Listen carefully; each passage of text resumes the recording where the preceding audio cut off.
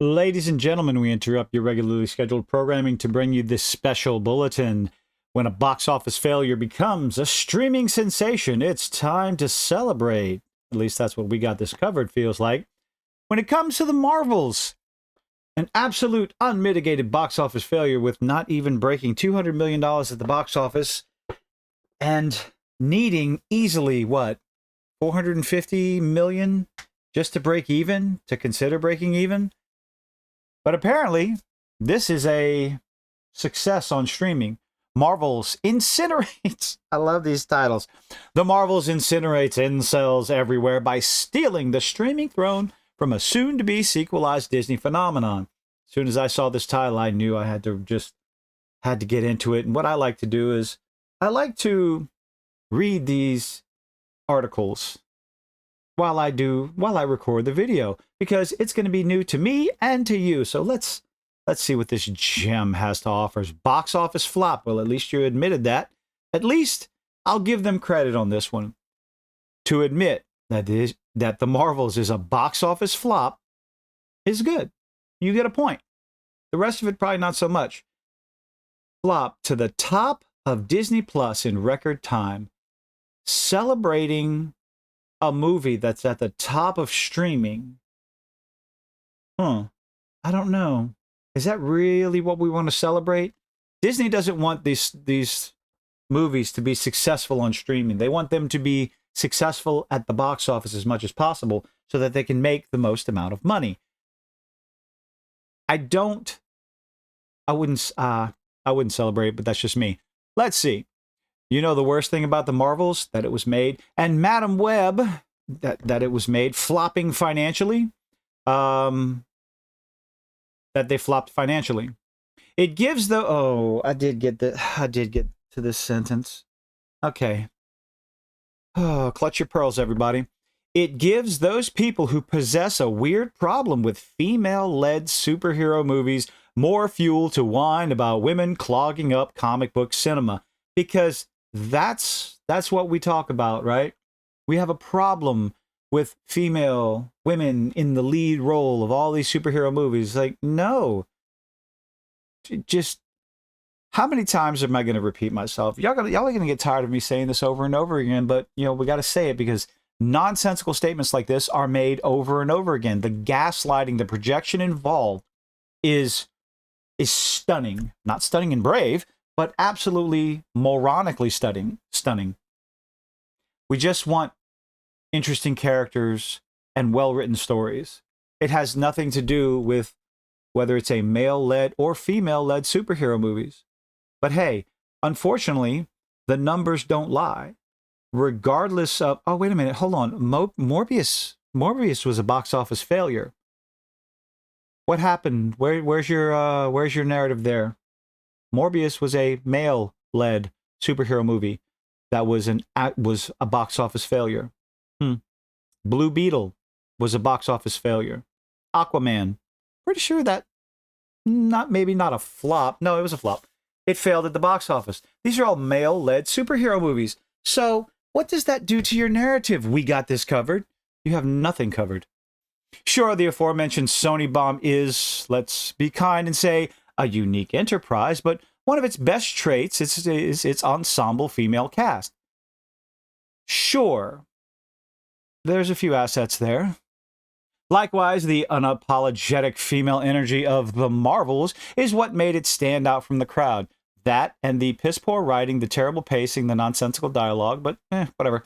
Recommended videos. What are we talking about here? So while it remains a bummer that the Brie Larson vehicle is tragically locked in as the biggest box office bomb in MCU history that everybody saw coming, although not everyone predicted just how bad it was going to be.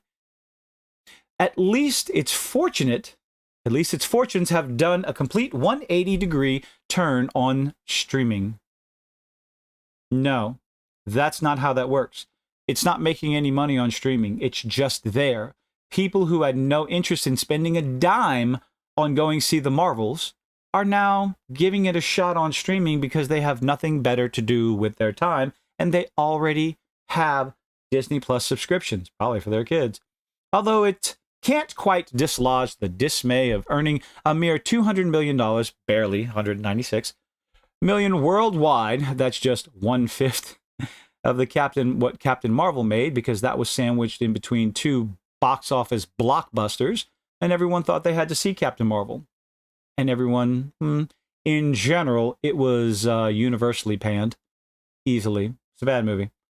At least The Marvels is finally finding an audience on Disney Plus of people who have nothing better to do. Anyway, since its digital and streaming releases, social media has been stuffed with reactions from those who've been pleasantly surprised by its quality and wished they'd given it a go on the big screen.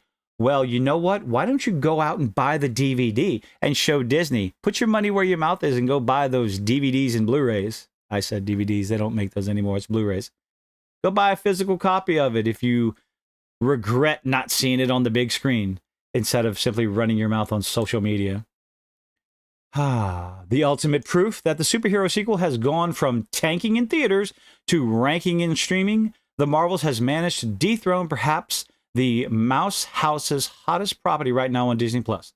Now that's what I'm curious about. What are they talking about? The Marvel's Disney Plus dominance cements its streaming redemption arc. Again, you're celebrating a failure at the box office, reaching the top of streaming. Nobody wanted to buy tickets to this. Nothing can redeem. Anyway. Moving on. Where are we at? There we go. According to Flix Patrol, The Marvels is the #1 most popular film on Disney. Who is Flix Patrol? Never heard of him.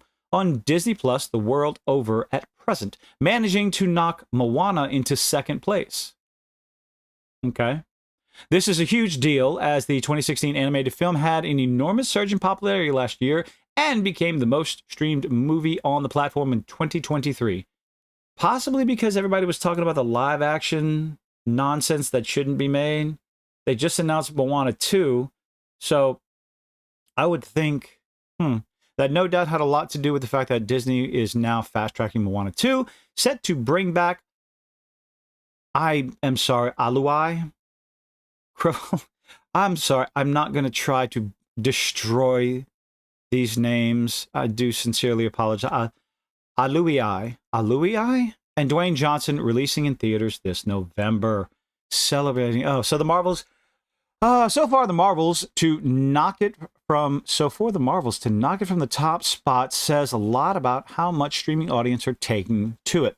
Clearly, then, despite the knee-jerk antagonism towards the movie in November because it was bad, it was terrible, it wasn't worth the price of admission. The problem was not the Marvel's quality, yes, but the marketing surrounding it. You actually think they weren't marketing enough? For whatever reason, people just weren't incentivized enough to go see it in theaters. The difference, oh boy. There are movies out there, movies coming up very soon, that people are chomping at the bit to pay money to go see. And there are movies that are coming out that people have absolutely no interest in paying money to go see. Everyone makes their own decisions on what movies those are. For me, Dune 2 coming out. I'll be doing my damnedest to go see that opening night on actually the 29th, February 29th. See if I can get my hands on the tickets for that. Movies that I have no interest in paying money to go see. Well, that would be Kraven the Hunter. And I'm sure a lot more people feel the same way as me. They're going to wait for the movies they're not interested in seeing in the theaters. They're going to wait for those to come out on streaming services that they're already subscribed to. Whereas a movie that is highly anticipated, more so Dune 2 than Kraven the Hunter, they're going to go spend the money to see that as soon as possible so they can talk about it with their friends, so they can avoid spoilers online, which is definitely my whole goal on February 29th, to praise, to celebrate that a movie like The Marvels that was such an astronomical failure at the box office, but now you're going to praise it because, hey, look, everybody's watching it on the streaming service that they're already paying for. Was there some sort of bump in Disney Plus subscription numbers, since The Marvels came out? I mean, I'm sure if there was, you'd be celebrating in this article. Now that they're watching it from their own homes, however, it's proving just as successful as any prior MCU flick. Unfortunately, Disney isn't making any money off of those subscriptions.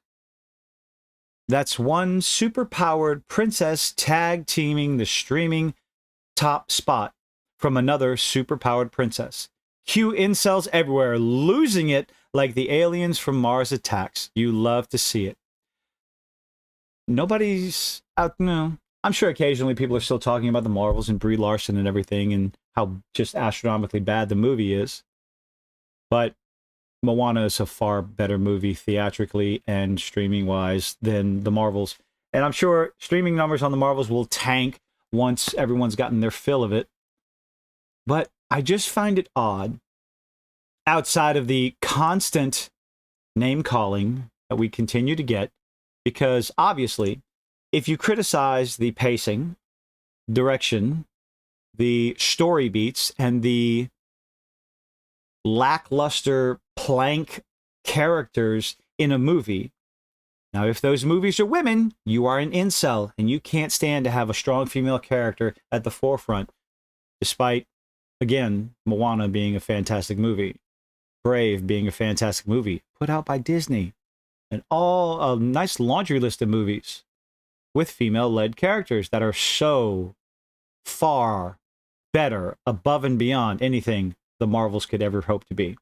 But to celebrate it on streaming, don't understand it. I don't get it. You're celebrating a failure. You're still celebrating a box office failure, no matter how you want to spin it.